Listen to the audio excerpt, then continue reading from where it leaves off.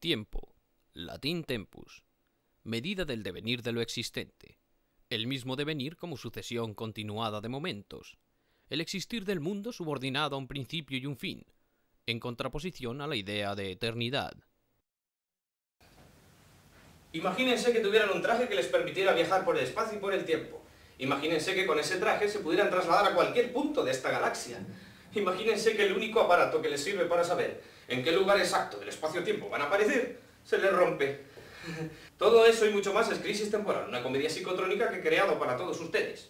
Pero se preguntarán, ¿cómo ha sido posible hacer una película de tantos efectos especiales con tan solo 4 millones de pesetas? Síganme y se lo mostraré.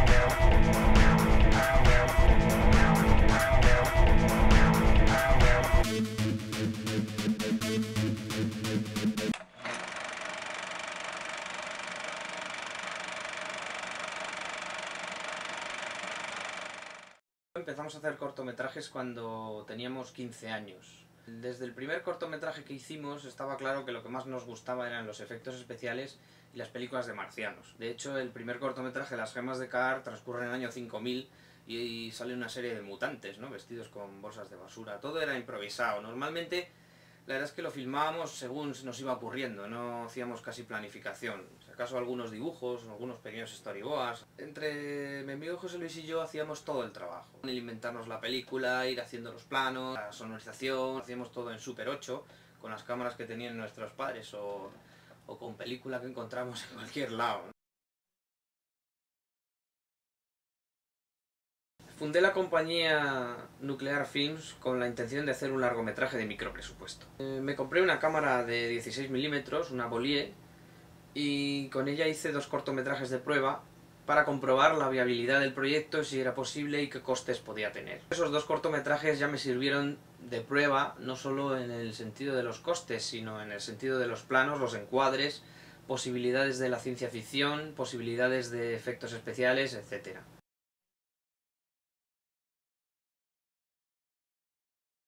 Smorgloff Pictures surge a raíz de un cortometraje que se llama El verdadero significado de la palabra Smorgloff, que es el primer cortometraje que vamos a lanzar en 35 milímetros y supone una nueva etapa en nuestra creación audiovisual, con la cual queremos lanzar ya de una manera definitiva Crisis Temporal y toda una serie de cortometrajes nuevos que hemos creado.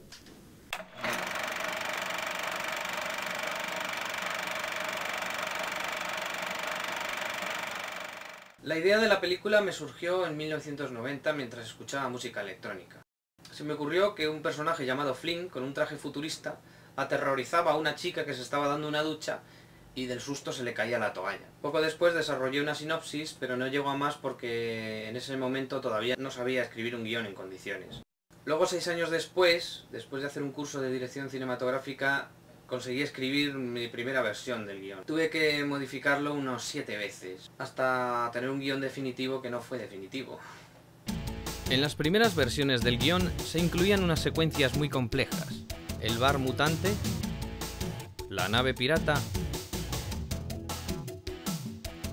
y el tiroteo en la Tierra del futuro. En un principio iba a rodarlo todo, así que me puse a trabajar enseguida. Para la secuencia del bar futurista, necesitaba más de 50 elementos de atrezo, entre los que se incluían botellas, pistolas futuristas, gafas, cascos, etc. Así como decorados, luces y trajes especiales. Como no tenía mucho dinero, preparé el desván que tenía en el chalet de mis padres y lo llené de cosas. Cualquier objeto me era útil: botellas, gafas viejas, poliestireno, ropa, etc. Llegué a reunir más de 20 cajas de mudanza llenas.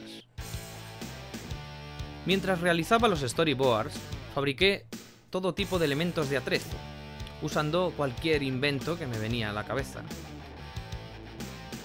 Poco a poco fui desarrollando también unas listas de tareas y toda una colección de estadillos, hasta que finalmente conseguí establecer un presupuesto. Contaba con 4 millones de pesetas para poder hacer la película en 16 milímetros.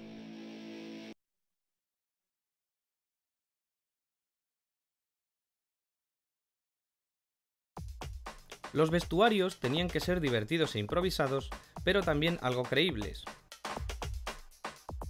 Al ser ciencia ficción, no hay reglas fijas en el diseño. Algunos trajes, como los de los dos protagonistas, tenían que ser mucho más elaborados, así que hice unos diseños y luego me planteé cómo fabricarlos.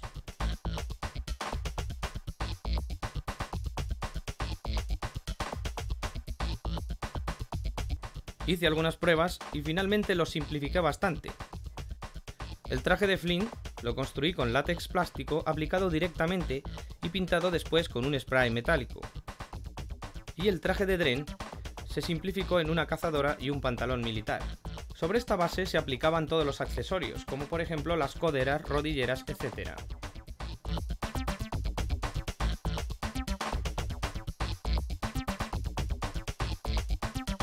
Lo más complicado fue la pistola de Dren, ya que tenía que disparar balas de fogueo, pero a su vez tenía que ser futurista. Sobre un revólver de fogueo, mi amigo José Luis diseñó y fabricó en madera de balsa una pistola que él denominaba Peacefucker, como parodia a la famosa arma Peacemaker.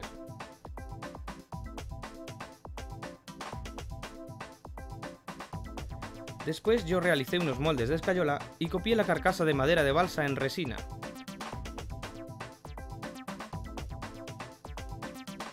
Tras lijar y pintar, hice una prueba.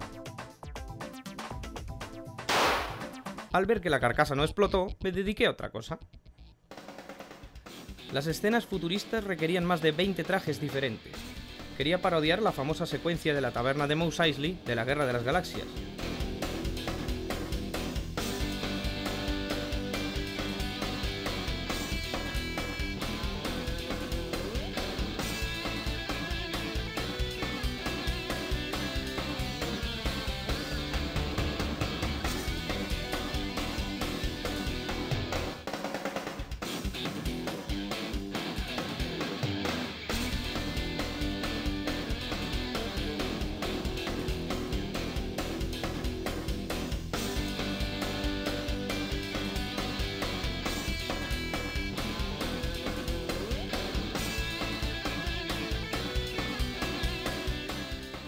Y en la secuencia de la nave pirata, parodiaba a Star Trek con los Pingis, que son unos piratas espaciales parecidos a los Ferengis, aunque con cara de cerdo.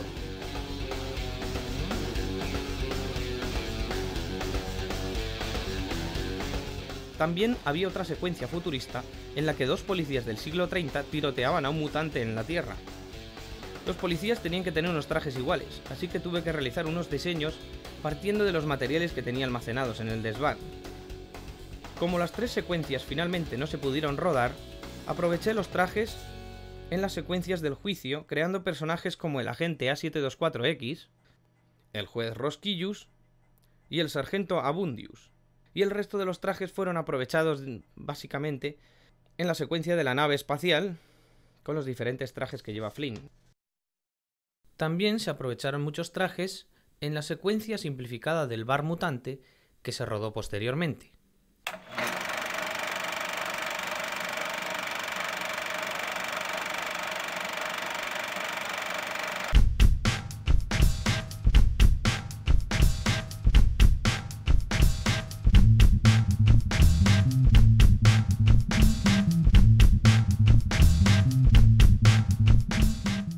Tenía que inventar un método para la creación de los decorados que fuese fácil de montar y lo más barato posible.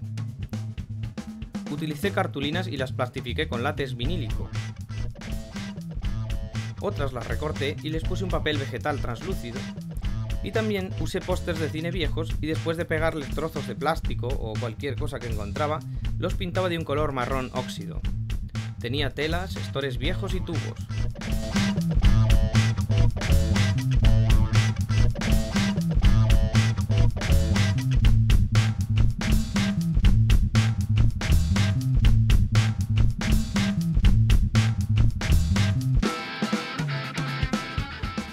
Como quería crear una nave espacial, fabriqué un artefacto con luces navideñas.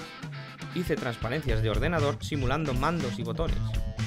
Y también fabriqué una caja de circuitos en donde se iban a realizar unas operaciones de arreglo.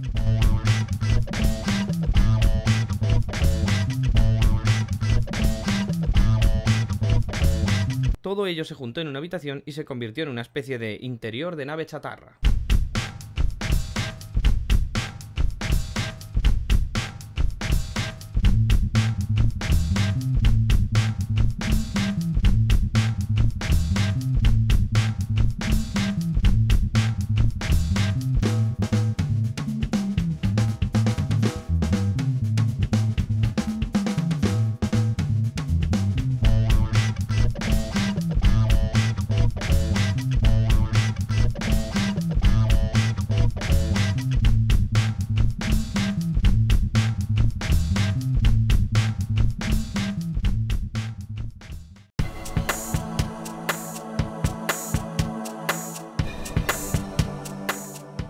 Llevar maquillajes a veces es terrible. No transpiras, tienes que hacer moldes de escayola, en fin, es muy incómodo. Como no podía pagar a los actores, ya que no me llegaba el presupuesto, decidí sufrir yo y no molestar a nadie. Mis amigos José Luis y Antonio me ayudaron a fabricar los moldes de escayola necesarios para crear las caretas. Hicimos moldes de mi cabeza, mis manos, mis dientes y moldes parciales de mis orejas, partes de la cara, etc.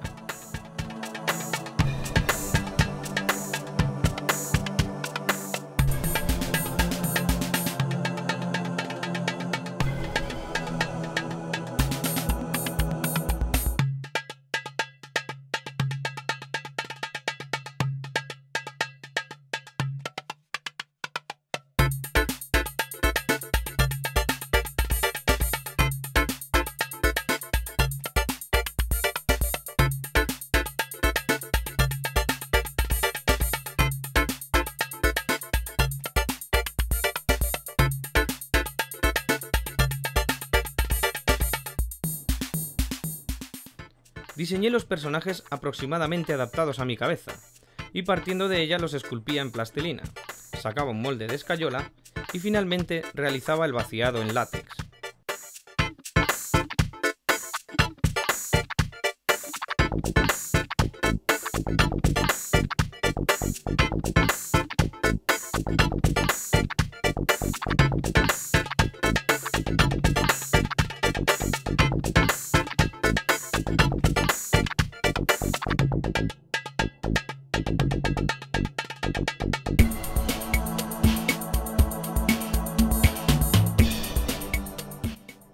El más complejo de todos fue Ricky, el perro cerdo, que tuve que realizarlo parte por parte y luego irlas uniendo.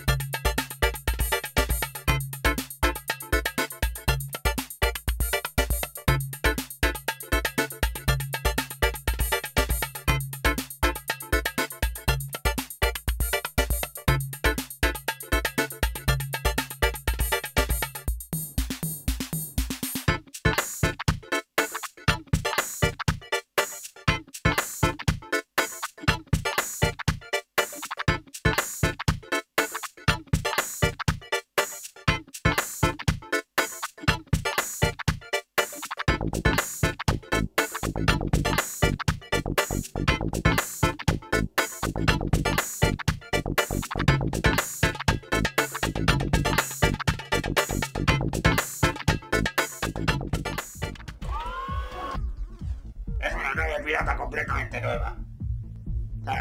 Utilizó a Slug, el gran pirata, un hombre que mató a más de 150 personas. Las encerraba en una mazmorra y luego se las comía. Un tío simpático, un precio módico. 10.000 créditos. Nada más y nada menos. 10.000 créditos, un precio excesivo por una nave oxidada.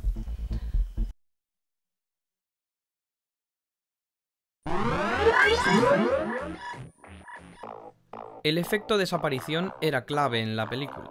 Todo se basaba en que al viajar por el tiempo, los protagonistas Flint y Dren aparecían y desaparecían. Como en un principio no pensaba rodar la película en vídeo, y por supuesto no pensaba usar un ordenador, tenía que inventar un método para poder hacerlo en cine 16 mm.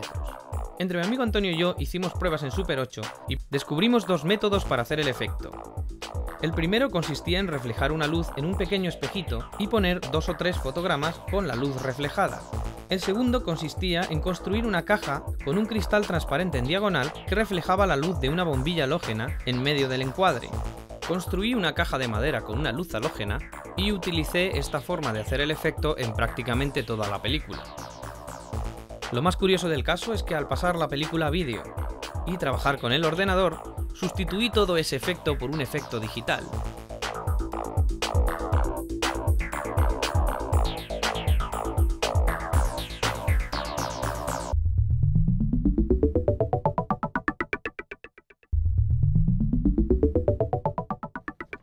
En la película destacan otros efectos visuales, como por ejemplo el fallo en el traje temporal. Filmamos la escena a 2 fotogramas por segundo. Teniendo en cuenta que la velocidad normal de obturación es de 24 fotogramas por segundo, yo tenía que dar vueltas aproximadamente unos 6 minutos para conseguir unos 30 segundos de metraje. Como quería hacer unos 8 o 9 planos diferentes, estuve casi 40 minutos dando vueltas, haciendo saltos y aspavientos para poder hacer todos los planos.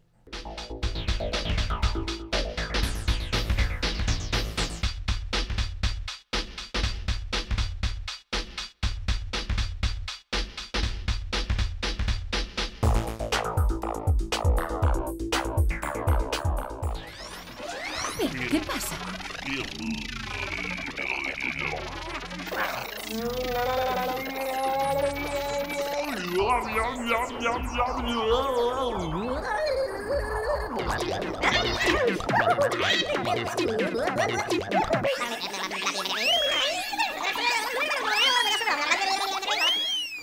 ¿Flynn?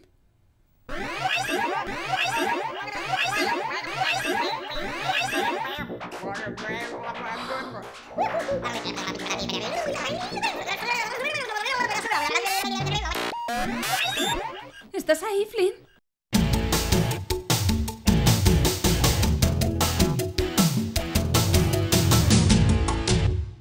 Como yo no podía usar el famoso fondo azul, que es el que se usa para hacer todo tipo de efectos de naves espaciales y de maquetas y de cosas similares, se me ocurrió lo de rebobinar la película. El espacio lo hice con unas cartulinas a las que le hice unos agujeritos y le puse unas luces detrás. Filmé ese espacio, todo el carrete entero, ¿no? 3 minutos. Luego lo rebobinabas tapando el objetivo y volvías a filmar encima la nave espacial moviendo un poquillo el trípode. Entonces haces esa sensación de que se sobreimpresiona una imagen con la otra. Al principio fallé porque las naves me quedaron demasiado traslúcidas. En el segundo intento ya por fin quedó un poquillo mejor y ya me valió. Luego con el ordenador pues añadí muchas cosas, por ejemplo las toberas y luego los carteles que salen cuando salen las naves. Hacer la maqueta de Feldmac me llevó más de una semana, porque fui haciendo edificio por edificio. Los edificios eran así pequeños, no muy grandes, pero tenía que quedar bastante grande, tenía que ser una maqueta por lo menos de este tamaño. Tras hacer la maqueta, luego el problema era iluminarla correctamente, entonces bueno, se me ocurrió iluminarla desde abajo, poniéndole ahí unos plásticos y tal, y iluminé desde un lado con un color como azul y tal, y luego al final la retoqué con el ordenador y le puse un tinte verde que le dio un aspecto bastante realista dentro de que es una maqueta así cutre, ¿no?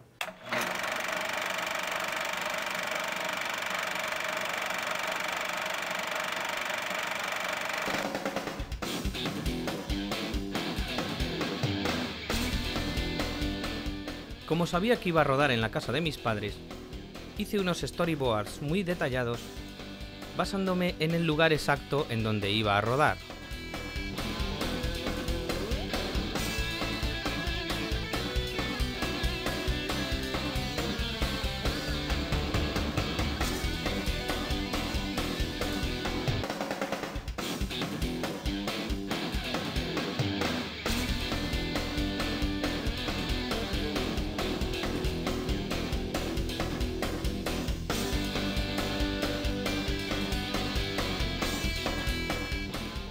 Estuvimos 2 semanas rodando en la casa de mis padres.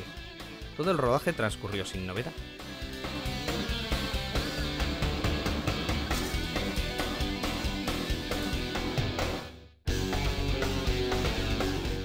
Las escenas de exteriores se rodaron en Hoyo de Manzanares, Madrid. La localización elegida fue un lugar del campo en donde existieron unos decorados de cine en los años 60 que desgraciadamente fueron abandonados y destruidos.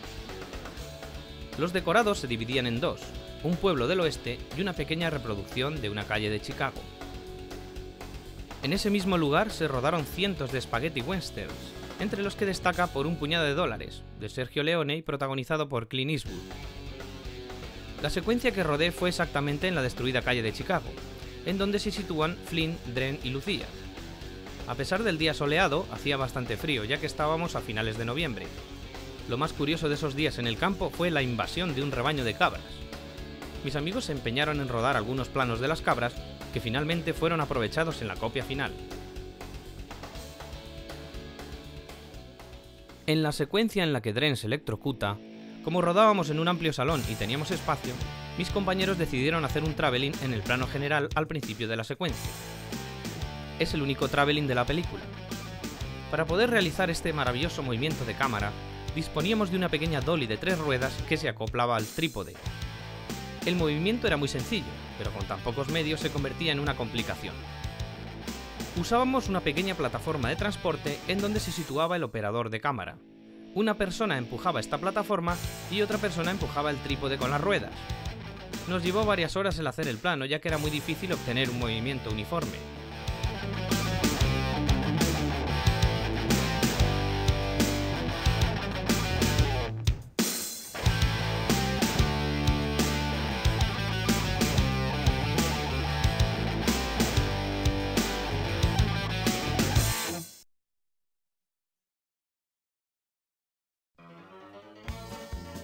La postproducción era tan compleja que me supuso casi un año de trabajo.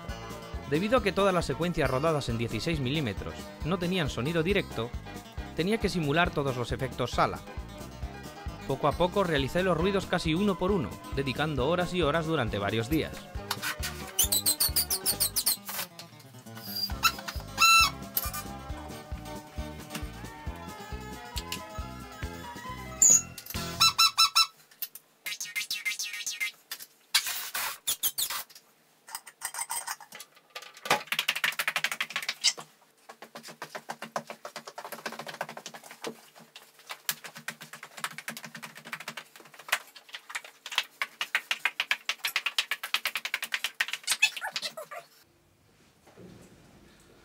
Y eso es todo.